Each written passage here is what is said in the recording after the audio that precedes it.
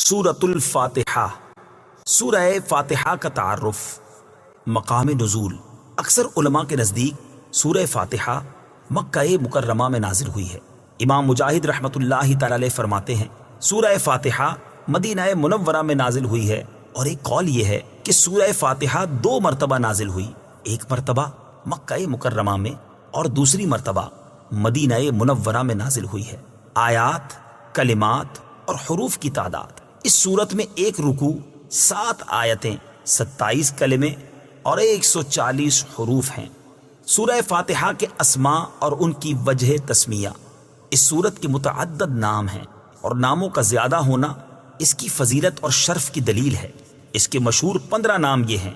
Number 1، سورہ فاتحہ۔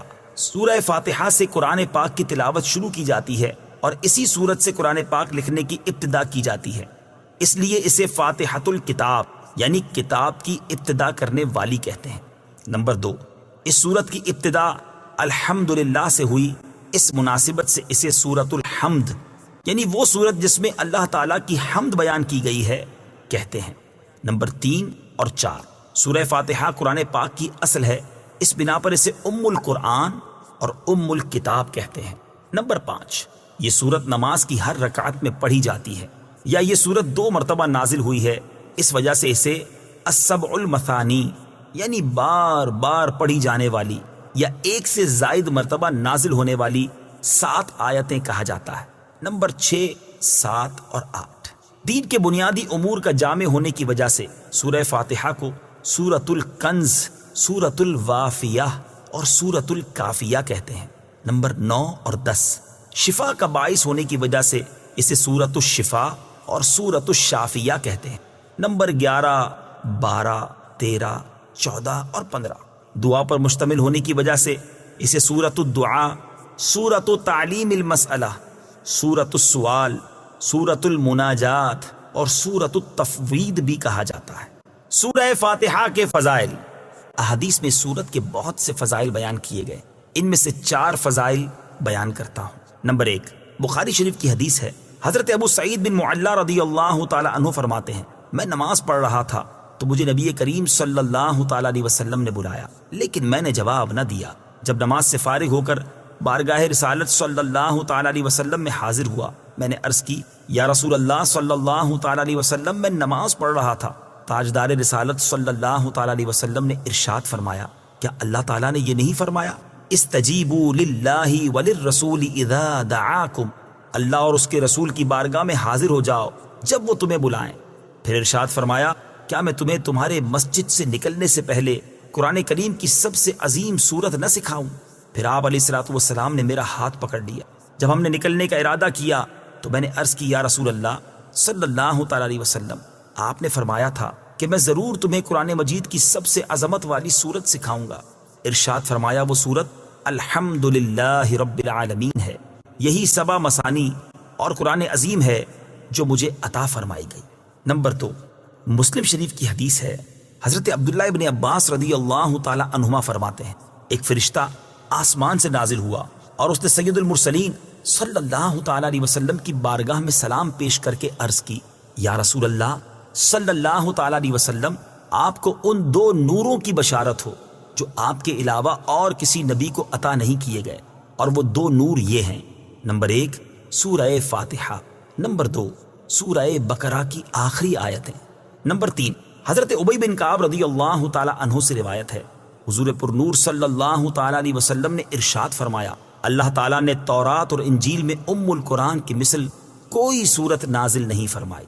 Number 4، حضرت عبد الملک بن عمیر رضی اللہ تعالی عنہ سے روایت ہے، نبی کریم صلی اللہ تعالی علیہ وسلم نے ارشاد فرمایا، سورہ فاتحہ ہر مرض کے لیے شفا ہے۔ سورہ فاتحہ کے مضامین۔ اس سورت میں یہ مضامین بیان کیے گئے ہیں، نمبر 1، اس سورت میں اللہ تعالیٰ کی حمد و ثنا کا بیان ہے۔ نمبر 2، اللہ تعالیٰ کے رب ہونے، اس کے رحمان اور رحیم ہونے، نیز مخلوق کے مرنے کے بعد دوبارہ زندہ کیے جانے اور قیامت کے دن ان کے اعمال کی جزا ملنے کا ذکر ہے۔ نمبر 3، صرف اللہ تعالیٰ کے عبادت کا مستحق ہونے اور اس کے حقیقی مددگار ہونے کا تذکرہ ہے۔ نمبر 4، دعا کے آداب کا بیان اور اللہ تعالیٰ سے دین حق اور صراط مستقیم کی طرف ہدایت ملنے نیک لوگوں کے حال سے موافقت اور گمراہوں سے اجتناب کی دعا مانگنے کی تعلیم ہے۔ یہ چند وہ چیزیں بیان کی گئی ہیں جن کا سورہ فاتحہ میں تفصیلی ذکر ہے، البتہ اجمالی طور پر اس سورت میں بے شمار چیزوں کا بیان ہے۔ امیر المومنین حضرت علی المرتضیٰ کرم اللہ تعالی وجہہ الکریم فرماتے ہیں، اگر میں چاہوں تو سورہ فاتحہ کی تفسیر سے 70 اونٹ بھروا دوں۔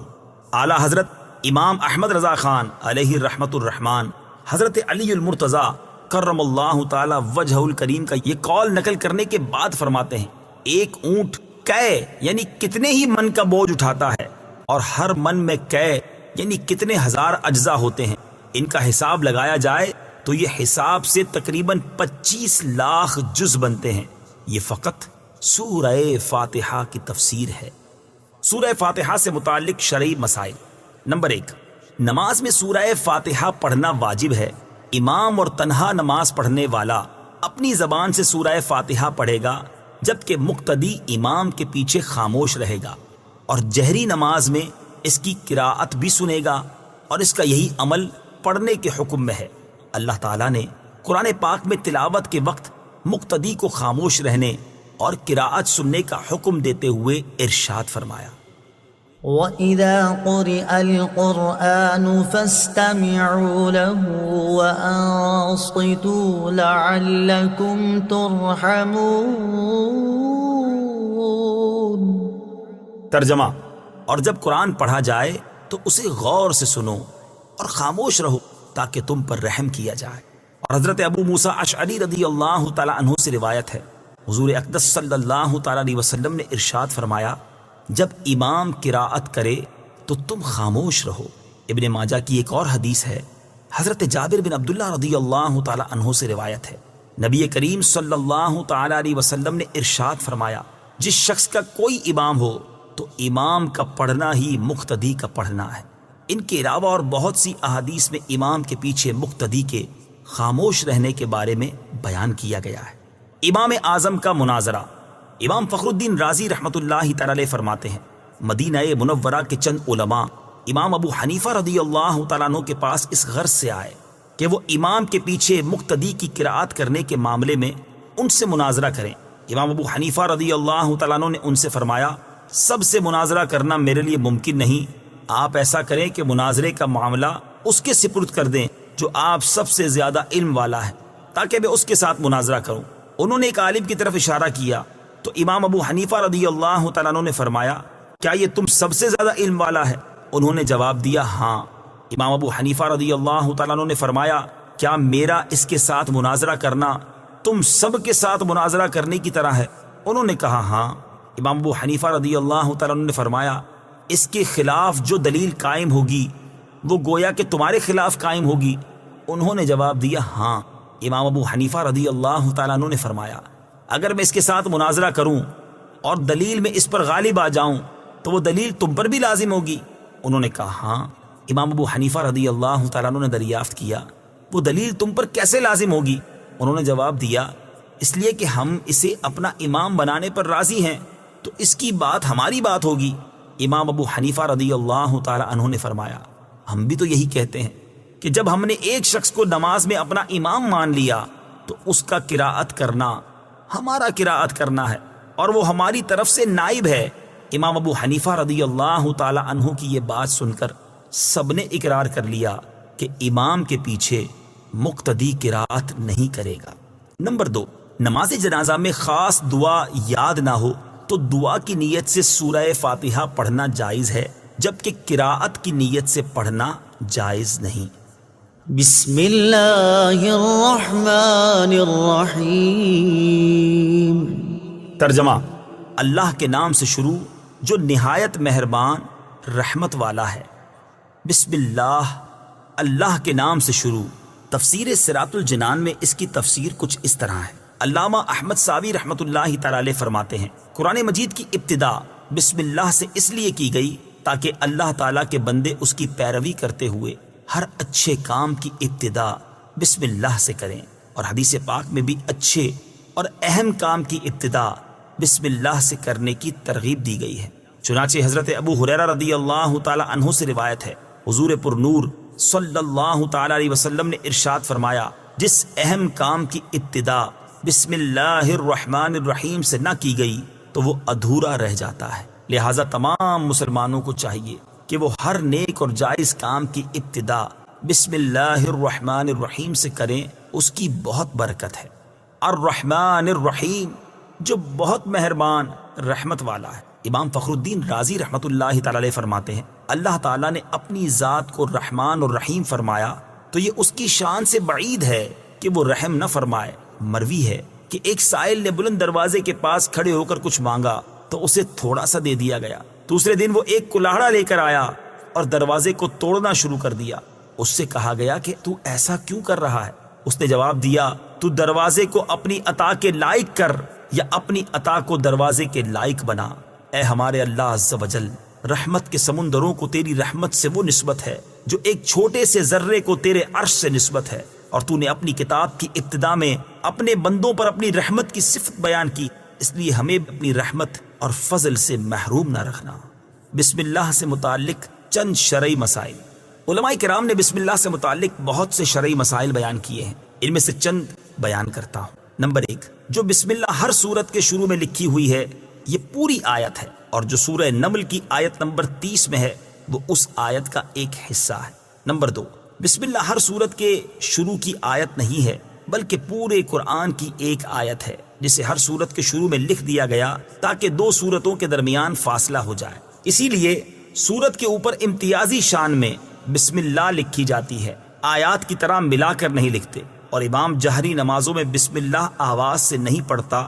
نیز حضرت جبریل علیہ السلام جو پہلی وحی لائے اس میں بسم اللہ نہ تھی۔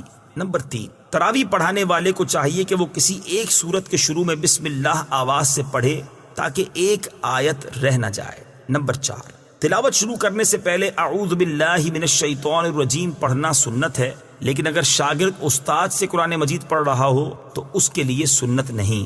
نمبر 5، سورت کی ابتدا میں بسم اللہ پڑھنا سنت ہے ورنہ مستحب ہے۔ نمبر 6، اگر سورہ توبہ سے تلاوت شروع کی جائے تو اعوذ باللہ اور بسم اللہ دونوں کو پڑھا جائے، اور اگر تلاوت کے دوران سورہ توبہ آ جائے تو بسم اللہ پڑھنے کی حاجت نہیں۔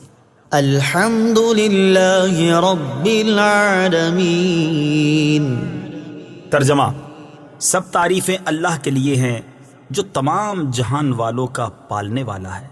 الحمدللہ، سب تعریفیں اللہ کے لیے ہیں۔ تفسیر صراط الجنان میں اس کی تفسیر کچھ اس طرح ہے، یعنی ہر طرح کی حمد اور تعریف کا مستحق اللہ تعالیٰ ہے، کیونکہ اللہ تعالیٰ کمال کی تمام صفات کا جامع ہے۔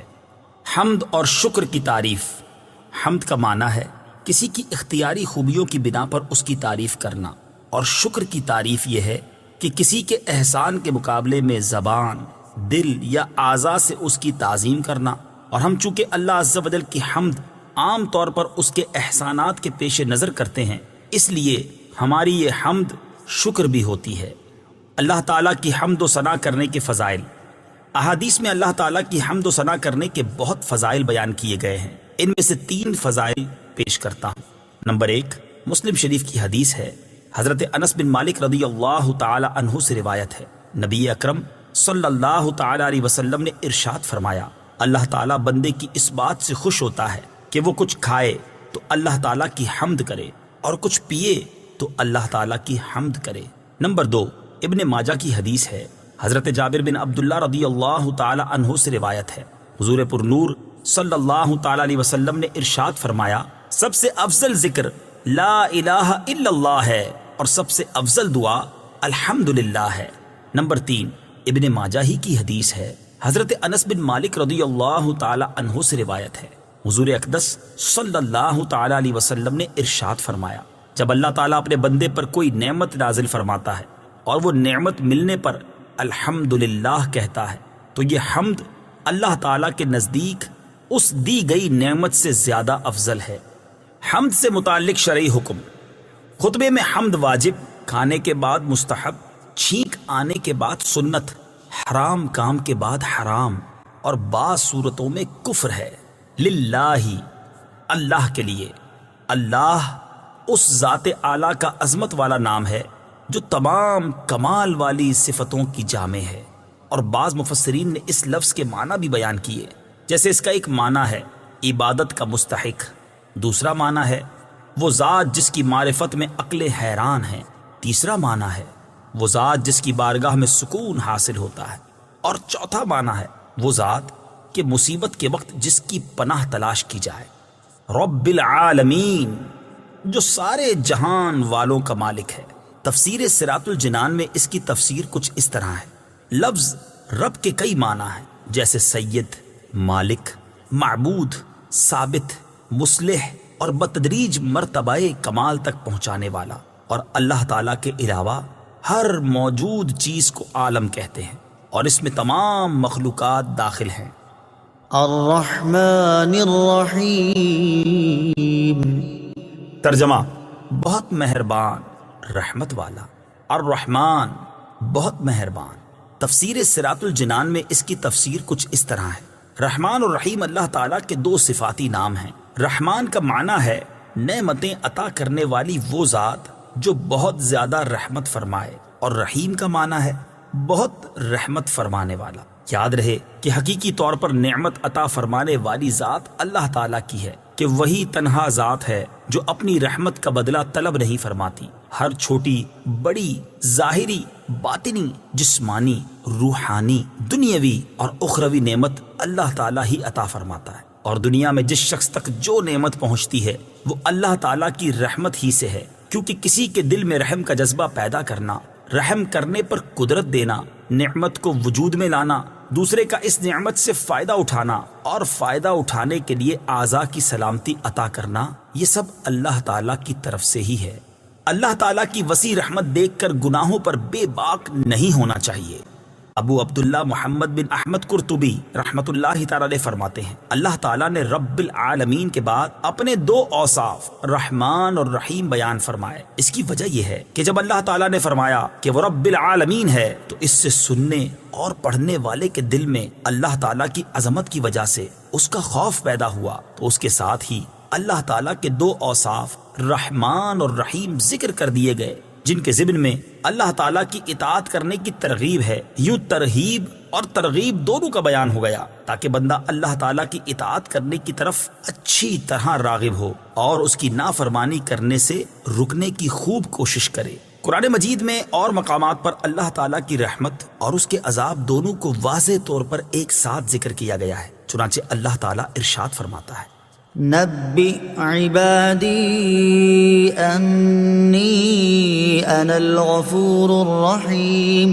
وان عذابی هو العذاب الالیم۔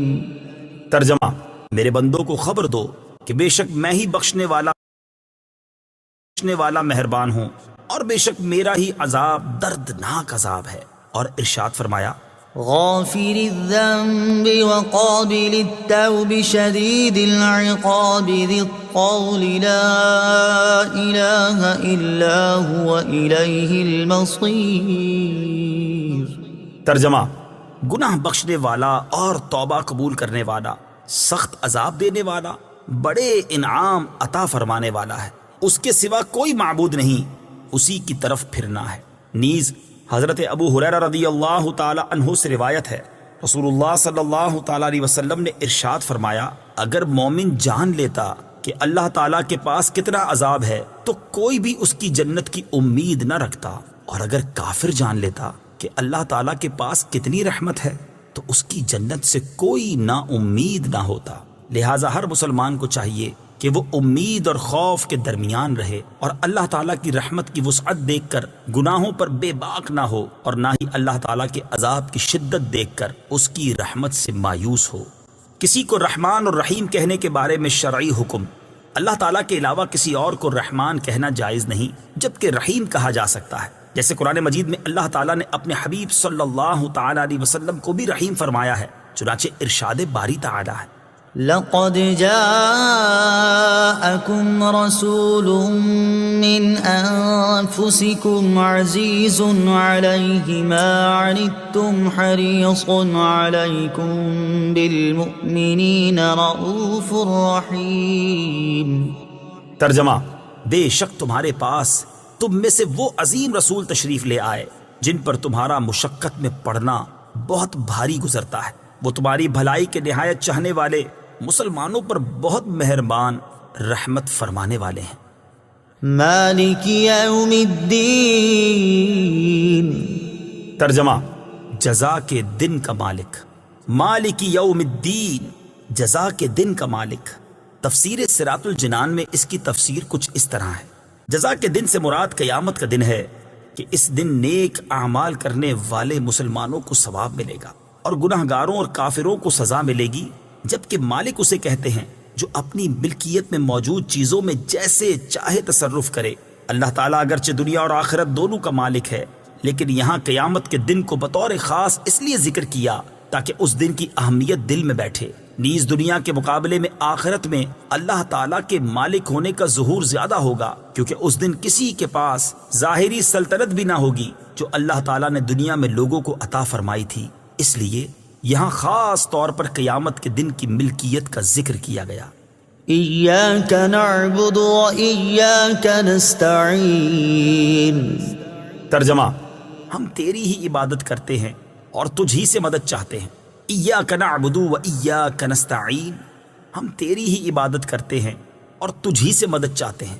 تفسیر صراط الجنان میں اس کی تفسیر کچھ اس طرح ہے: اس سے پہلی آیات میں بیان ہوا کہ ہر طرح کی حمد و ثنا کا حقیقی مستحق اللہ تعالیٰ ہے، جو کہ سب جہانوں کا پالنے والا، بہت مہربان اور رحم فرمانے والا ہے۔ اور اس آیت سے بندوں کو سکھایا جا رہا ہے کہ اللہ تعالیٰ کی بارگاہ میں اپنی بندگی کا اظہار یوں کرو کہ اے اللہ عز و جل، ہم صرف تیری ہی عبادت کرتے ہیں، کیونکہ عبادت کا مستحق صرف تو ہی ہے اور تیرے علاوہ اور کوئی اس لائق ہی نہیں کہ اس کی عبادت کی جا سکے، اور حقیقی مدد کرنے والا بھی تو ہی ہے۔ تیری اجازت و مرضی کے بغیر کوئی کسی کی کسی قسم کی ظاہری، باطنی، جسمانی، روحانی، چھوٹی بڑی کوئی مدد نہیں کر سکتا۔ عبادت اور تعظیم میں فرق۔ عبادت کا مفہوم بہت واضح ہے، سمجھنے کے لیے اتنا ہی کافی ہے کہ کسی کو عبادت کے لائق سمجھتے ہوئے اس کی کسی قسم کی تعظیم کرنا عبادت کہلاتا ہے، اور اگر عبادت کے لائق نہ سمجھیں تو وہ محض تعظیم ہوگی، عبادت نہیں کہلائے گی۔ جیسے نماز میں ہاتھ باندھ کر کھڑا ہونا عبادت ہے، لیکن یہی نماز کی طرح ہاتھ باندھ کر کھڑا ہونا استاد، پیر یا ماں باپ کے لیے ہو تو محض تعظیم ہے، عبادت نہیں۔ اور دونوں میں فرق وہی ہے جو ابھی بیان کیا گیا ہے۔ آیت ایاک نعبد سے معلوم ہونے والی اہم باتیں۔ آیت میں جمع کے صیغے ہیں، جیسے ہم تیری ہی عبادت کرتے ہیں۔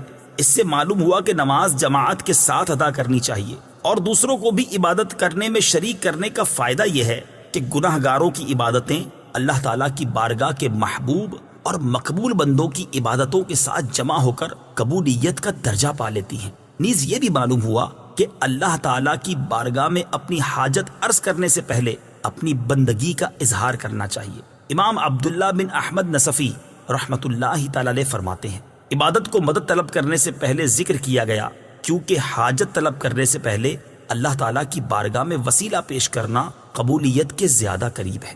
اللہ تعالیٰ کی بارگاہ میں وسیلہ پیش کرنے کی برکت۔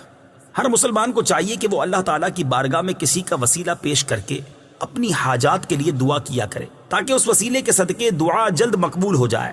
اور اللہ تعالیٰ کی بارگاہ میں وسیلہ پیش کرنا قرآن و حدیث سے ثابت ہے۔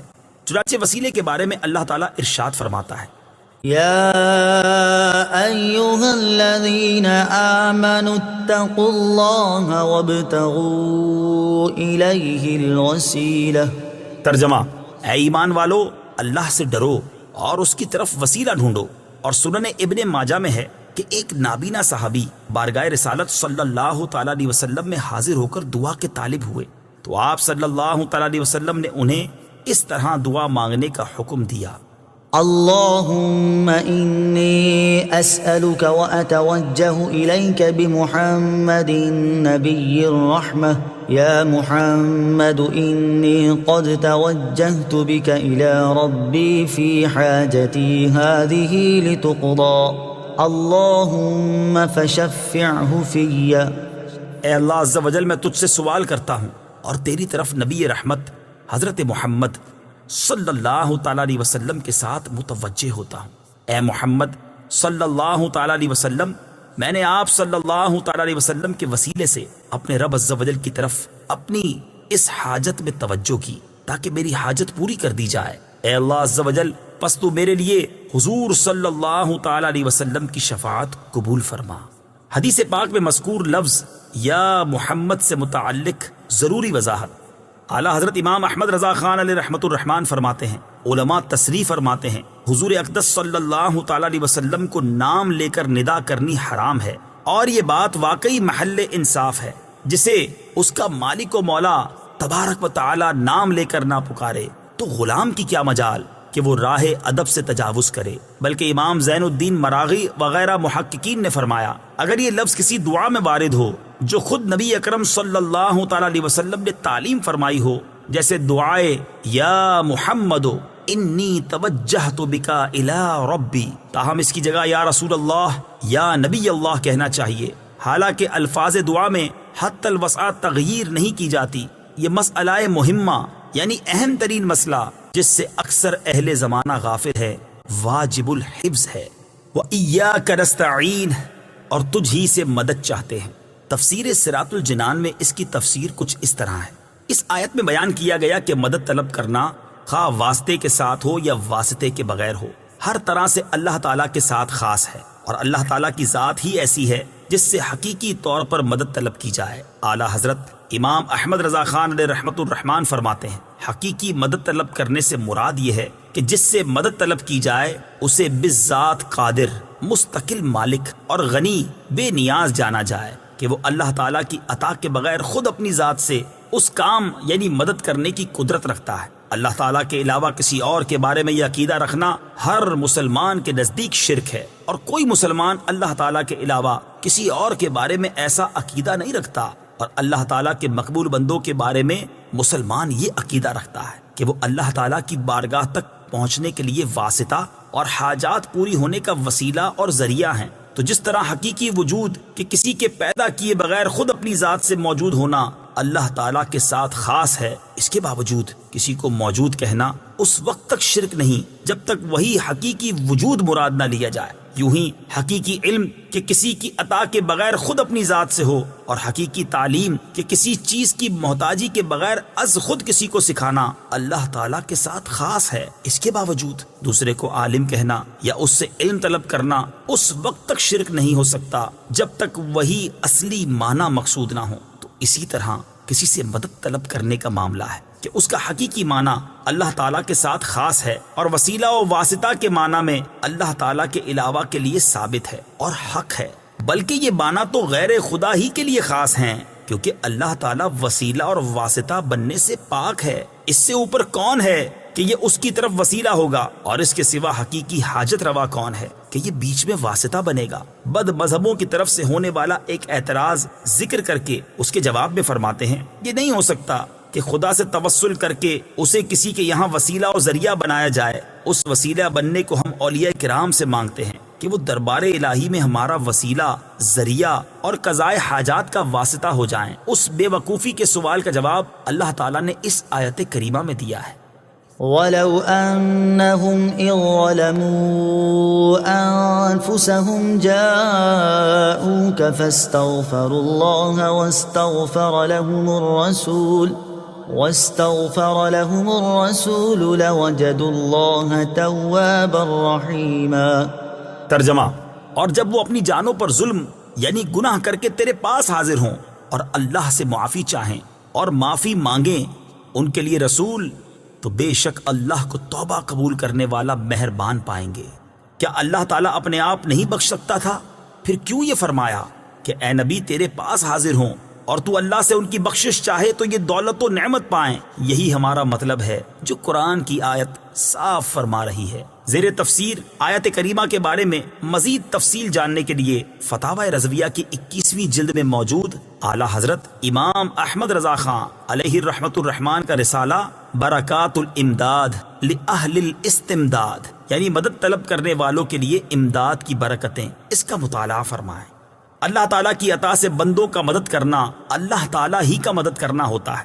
یاد رہے کہ اللہ تعالیٰ اپنے بندوں کو دوسروں کی مدد کرنے کا اختیار دیتا ہے، اور اس اختیار کی بنا پر ان بندوں کا مدد کرنا اللہ تعالیٰ ہی کا مدد کرنا ہوتا ہے۔ جیسے غزوہ بدر میں فرشتوں نے آ کر صحابہ کرام رضی اللہ تعالیٰ عنہم کی مدد کی، لیکن اللہ تعالیٰ نے ارشاد فرمایا وَلَقَدْ نَصَرَكُمُ اللَّهُ بِبَدْرٍ وَأَنْتُمْ أَذِلَّةٌ۔ ترجمہ، اور بے شک اللہ نے بدر میں تمہاری مدد کی جب تم بالکل بے سر و سامان تھے۔ یہاں فرشتوں کی مدد کو اللہ تعالیٰ کی مدد کہا گیا۔ اس کی وجہ یہی ہے کہ فرشتوں کو مدد کرنے کا اختیار اللہ تعالیٰ کے دینے سے ہے، تو حقیقتاً یہ اللہ تعالیٰ ہی کی مدد ہوئی۔ یہی معاملہ انبیاء کرام علیہ الصلوۃ والسلام اور اولیاء اعظام رحمۃ اللہ تعالیٰ علیہم کا ہے کہ وہ اللہ عز و جل کی عطا سے مدد کرتے ہیں، اور حقیقتاً وہ مدد اللہ تعالیٰ کی ہوتی ہے۔ جیسے حضرت سلیمان علیہ نبینا علیہ الصلوۃ والسلام نے اپنے وزیر حضرت آصف بن برخیہ رضی اللہ تعالیٰ عنہ سے تخت لانے کا فرمایا، اور انہوں نے پلک جھپکنے میں تخت حاضر کر دیا۔ اس پر انہوں نے فرمایا ھذا من فضل ربی، یہ میرے رب کے فضل سے ہے۔ اور تاجدار رسالت صلی اللہ تعالیٰ علیہ وسلم کی سیرت مبارکہ میں مدد کرنے کی تو اتنی مثالیں موجود ہیں کہ اگر سب جمع کی جائیں تو ایک ضخیم کتاب مرتب ہو سکتی ہے۔ ان میں سے چند مثالیں یہ ہیں۔ نمبر 1 صحیح بخاری میں ہے، نبی کریم علیہ الصلوۃ والسلام نے تھوڑے سے کھانے سے پورے لشکر کو سیر کیا۔ نمبر 2 بخاری شریف ہی میں ہے، آپ صلی اللہ تعالیٰ علیہ وسلم نے دودھ کے ایک پیالے سے 70 صحابہ کو سیراب کر دیا۔ نمبر 3 یہ بھی بخاری شریف میں ہے، انگلیوں سے پانی کے چشمے جاری کر کے 1400 یا اس سے بھی زائد افراد کو سیراب کر دیا۔ نمبر 4 لعاب دہن سے بہت سے لوگوں کو شفا عطا فرمائی، اور یہ تمام مددیں چونکہ اللہ تعالیٰ کی عطا کردہ طاقت سے تھی، لہٰذا سب اللہ تعالیٰ کی ہی مددیں ہیں۔ اس بارے میں مزید تفصیل کے لیے فتاوی رضویہ کی 30ویں جلد میں موجود اعلیٰ حضرت امام اہل سنت مولانا شاہ امام احمد رضا خان علیہ رحمۃ الرحمان کے رسالے الامن والعلا لناعت المصطفیٰ بدافع البلا، یعنی نعت مصطفیٰ صلی اللہ تعالیٰ علیہ وسلم بیان کرنے والوں کے لیے انعامات کا مطالعہ فرمائیے۔ اهدنا الصراط المستقیم۔ ترجمہ، ہمیں سیدھے راستے پر چلا، اہدنا الصراط المستقیم، ہمیں سیدھے راستے پر چلا۔ تفسیر صراط الجنان میں اس کی تفسیر کچھ اس طرح ہے، اللہ تعالیٰ کی ذات و صفات کی معرفت کے بعد اس کی عبادت اور حقیقی مددگار ہونے کا ذکر کیا گیا، اور اب یہاں سے ایک دعا سکھائی جا رہی ہے کہ بندہ یوں عرض کرے، اے اللہ عز و جل، تو نے اپنی توفیق سے ہمیں سیدھا راستہ دکھا دیا، اب ہماری اس راستے کی طرف ہدایت میں اضافہ فرما اور ہمیں اس پر ثابت قدم رکھ۔ صراط مستقیم کا معنی، صراط مستقیم سے مراد عقائد کا سیدھا راستہ ہے جس پر تمام انبیاء کرام علیہ الصلوۃ والسلام چلے، یا اس سے مراد اسلام کا سیدھا راستہ ہے جس پر صحابہ کرام رضی اللہ تعالی عنہم، بزرگان دین اور اولیاء اعظام رحمت اللہ تعالی علیہم چلے، جیسا کہ اگلی آیت میں موجود بھی ہے۔ اور یہ راستہ اہل سنت کا ہے کہ آج تک اولیاء کرام صرف اسی مسلک کے اہل سنت میں گزرے ہیں، اور اللہ تعالیٰ نے انہی کے راستے پر چلنے اور انہی کے ساتھ ہونے کا فرمایا ہے۔ فرمان باری تعالیٰ ہے، يا أيها الذين آمنوا اتقوا الله وكونوا مع الصادقين۔ ترجمہ، اے ایمان والو، اللہ سے ڈرو اور سچوں کے ساتھ ہو جاؤ۔ ابن ماجہ کی حدیث ہے، حضرت انس رضی اللہ تعالیٰ عنہ سے روایت ہے، سید المرسلین صلی اللہ تعالیٰ علیہ وسلم نے ارشاد فرمایا، بے شک میری امت کبھی گمراہی پر جمع نہیں ہوگی، اور جب تم لوگوں میں اختلاف دیکھو تو تم پر لازم ہے کہ سواد اعظم یعنی مسلمانوں کے بڑے گروہ کے ساتھ ہو جاؤ۔ ترمذی شریف کی حدیث ہے، حضرت عبداللہ بن عمر رضی اللہ تعالیٰ عنہما سے روایت ہے، نبی اکرم صلی اللہ تعالیٰ علیہ وسلم نے ارشاد فرمایا، بنی اسرائیل 72 فرقوں میں تقسیم ہو گئے تھے، اور میری امت 73 فرقوں میں تقسیم ہو جائے گی، ان میں سے ایک کے علاوہ سب جہنم میں جائیں گے۔ صحابہ کرام نے عرض کی، یا رسول اللہ صلی اللہ تعالیٰ علیہ وسلم، نجات پانے والا فرقہ کون سا ہے؟ ارشاد فرمایا، وہ اس طریقے پر ہوگا جس پر میں اور میرے صحابہ ہیں۔ ہدایت حاصل کرنے کے ذرائع، یاد رہے کہ اللہ تعالیٰ نے ہدایت حاصل کرنے کے بہت سے ذرائع عطا فرمائے ہیں، ان میں سے چند یہ ہیں۔ نمبر 1، انسان کی ظاہری باطنی صلاحیتیں جنہیں استعمال کر کے وہ ہدایت حاصل کر سکتا ہے۔ نمبر 2، آسمانوں زمینوں میں اللہ تعالیٰ کی قدرت و وحدانیت پر دلالت کرنے والی نشانیاں جن میں غور و فکر کر کے انسان ہدایت پا سکتا ہے۔ نمبر 3، اللہ تعالیٰ کی نازل کردہ کتابیں، ان میں سے تورات، انجیل اور زبور قرآن پاک نازل ہونے سے پہلے لوگوں کے لیے ہدایت کا باعث تھیں، اور اب قرآن مجید لوگوں کے لیے ہدایت حاصل کرنے کا ذریعہ ہے۔ نمبر 4، اللہ تعالیٰ کے بھیجے ہوئے خاص بندے، انبیاء کرام اور مرسلین اعظام علیہمُ والسلام یہ اپنی اپنی قوموں کے لیے ہدایت حاصل کرنے کا ذریعہ تھے، اور ہمارے نبی حضرت محمد مصطفیٰ صلی اللہ تعالی علیہ وسلم قیامت تک آنے والے تمام لوگوں کے لیے ہدایت کا ذریعہ ہیں۔ آیت اہدنا الصراط المستقیم سے معلوم ہونے والے احکام۔ اس آیت سے 3 باتیں معلوم ہوئیں۔ نمبر 1، ہر مسلمان کو اللہ تعالیٰ سے سیدھے راستے پر ثابت قدمی کی دعا مانگنی چاہیے، کیونکہ سیدھا راستہ منزل مقصود تک پہنچا دیتا ہے اور ٹیڑھا راستہ مقصود تک نہیں پہنچاتا۔ اللہ تعالیٰ ارشاد فرماتا ہے کہ عقل والے اس طرح دعا مانگتے ہیں، ربنا لا تزغ قلوبنا بعد إذ هديتنا وهب لنا من لدنك رحمة إنك أنت الوهاب۔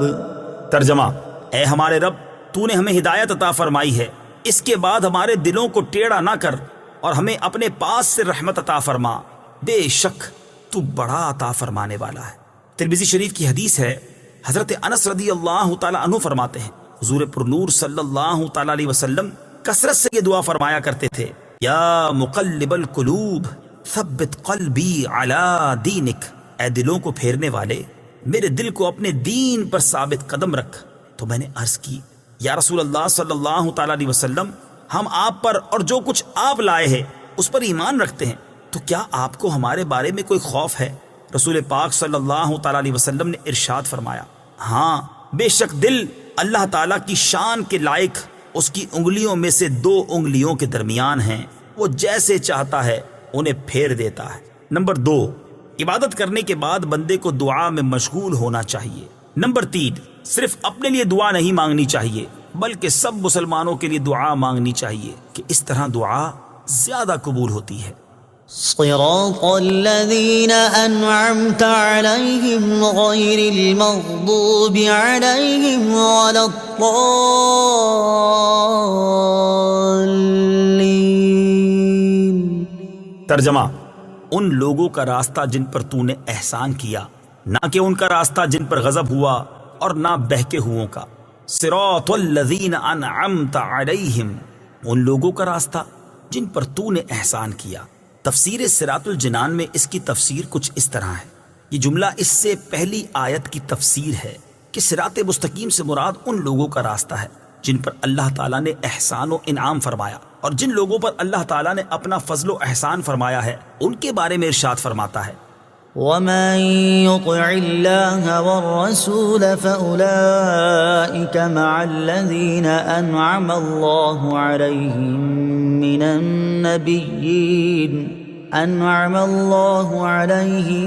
من النبيين والصديقين والشهداء والصالحين وحسن أولئك رفيقا۔ ترجمہ، اور جو اللہ اور رسول کی اطاعت کرے تو وہ ان لوگوں کے ساتھ ہوں گے جن پر اللہ نے فضل کیا، یعنی انبیاء اور صدیقین اور شہداء اور صالحین، اور یہ کتنے اچھے ساتھی ہیں۔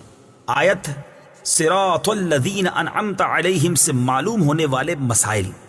اس آیت سے 2 باتیں معلوم ہوئیں۔ نمبر 1، جن امور پر بزرگان دین کا عمل رہا وہ صراط مستقیم میں داخل ہے۔ نمبر 2، امام فخر الدین رازی رحمت اللہ تعالی علیہ فرماتے ہیں، بعض مفسرین نے فرمایا کہ اہدنا الصراط المستقیم کے بعد صراط الذین انعمت علیہم کو ذکر کرنا اس بات کی دلیل ہے کہ مرید ہدایت اور مکاشفہ کے مقامات تک اسی صورت پہنچ سکتا ہے جب وہ کسی ایسے پیر کامل کی پیروی کرے جو درست راستے کی طرف اس کی رہنمائی کرے، غلطیوں اور گمراہیوں کی جگہوں سے اسے بچائے، کیونکہ اکثر لوگوں پر نقص غالب ہے اور ان کی عقل حق کو سمجھنے، صحیح اور غلط میں امتیاز کرنے سے قاصر ہیں، تو ایک ایسے کامل شخص کا ہونا ضروری ہے جس کی ناقص شخص پیروی کرے، یہاں تک کہ اس کامل شخص کی عقل کے نور سے اس ناقص شخص کی عقل بھی مضبوط ہو جائے، تو اس صورت میں وہ سعادتوں کے درجات اور کمالات کی بلندیوں تک پہنچ سکتا ہے۔ غیر المغضوب علیہم ولا الضالین، نہ کہ ان کا راستہ جن پر غضب ہوا اور نہ بہکے ہوئوں کا۔ اس کی تفسیر صراط الجنان میں ہے، جن پر اللہ تعالیٰ کا غضب ہوا ان سے مراد یہودی اور بہکے ہوئوں سے مراد عیسائی ہیں، جیسا کہ سنن ترمذی جلد 4 صفحہ 444 حدیث نمبر 2964 میں ہے، اور امام فخر الدین رازی رحمۃ اللہ تعالی علیہ نے یہ بھی لکھا ہے کہ جن پر غضب ہوا ان سے مراد بد عمل ہیں اور بہکے ہوئوں سے مراد بد عقیدہ لوگ ہیں۔ ہر مسلمان کو چاہیے کہ وہ عقائد، اعمال، سیرت، صورت ہر اعتبار سے یہودیوں، عیسائیوں اور تمام کفار سے الگ رہے، نہ ان کے طور طریقے اپنائے اور نہ ہی ان کے رسم و رواج اور فیشن اختیار کرے، اور ان کی دوستیوں اور صحبتوں سے دور رہتے ہوئے اپنے آپ کو قرآن و سنت کے سانچے میں ڈھالنے میں ہی اپنے لیے دونوں جہان کی سعادت تصور کرے۔ آیت ولداللین سے متعلق شرعی مسئلہ، بعض لوگ ولداللین کو ولداللین پڑھتے ہیں، ان کا ایسا کرنا حرام ہے۔ اعلیٰ حضرت امام احمد رضا خان علیہ الرحمت الرحمان فرماتے ہیں ضاد، ظا، ذال، زا سب حروف متباینہ متغائرہ یعنی ایک دوسرے سے جدا جدا حروف ہیں، ان میں سے کسی کو دوسرے سے تلاوت قرآن میں قصدن بدلنا، اس کی جگہ اسے پڑھنا، نماز میں ہو خواہ بیرون نماز، حرام قطعی و گناہ عظیم، افتراء علی اللہ و تحریف کتاب کریم ہے۔ اس مسئلے کے بارے میں دلائل کے ساتھ تفصیلی معلومات حاصل کرنے کے لیے فتاوی رضویہ کی 6 جلد میں موجود ان رسائل کا مطالعہ فرمائیں۔ نمبر 1، نعم الزاد لروم الضاد یعنی ضاد کی ادائیگی کا بہترین طریقہ۔ نمبر 2، الجام الصاد عن سنن الضاد ضاد کی ادائیگی کے غلط اور صحیح طریقوں کا بیان۔ آمین اس کا ایک معنی ہے اے اللہ عز و جل تو قبول فرما، دوسرا معنی ہے اے اللہ عز و جل تو ایسا ہی فرما۔ آمین سے متعلق شرعی مسائل۔ نمبر 1، یہ قرآن مجید کا کلمہ نہیں ہے۔ نمبر 2، نماز کے اندر اور نماز سے باہر جب بھی سورہ فاتحہ ختم کی جائے تو اس کے بعد آمین کہنا سنت ہے۔ نمبر 3، احناف کے نزدیک نماز میں آمین بلند آواز سے نہیں بلکہ آہستہ کہی جائے گی۔ صدق اللہ